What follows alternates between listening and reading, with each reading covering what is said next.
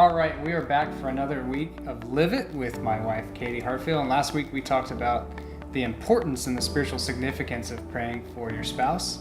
This week I want to ask a specific question: how, like tactically and practically, how do you pray for your husband?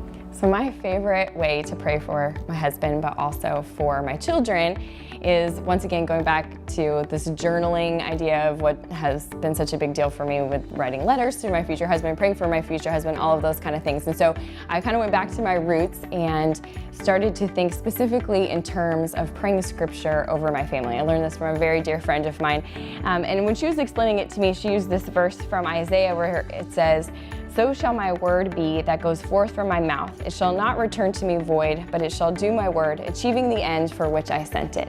And so what this is saying, is that when I pray and I pray scripture over my family, I can look at the Lord and say, like, these are your words, not mine. These are the promises that you've made, and promise that as your word goes forward, that it will not return void and it will do the will for which you sent it. So what I like to do is I bust out my journal, and usually it's pretty clear to me in any given day what the needs are of my family, and I'll kind of pray through that just for a moment. But whether it's joy or relief from stress or just gratitude, or for my children, for patience, or whatever it may be, and then I'll just take out my phone and do a quick Google search, scripture verses for whatever that may be, and it'll come up with all these different verses. So I go through, find the one that really touches my heart, put my phone away under a cushion, whatever I have to do so it doesn't distract me, but write that scripture verse at the top of the page in my journal, and then just pour out my heart based on that scripture verse to the Lord in my prayer journal as well. And it's been so amazing to go back, like a few years later even,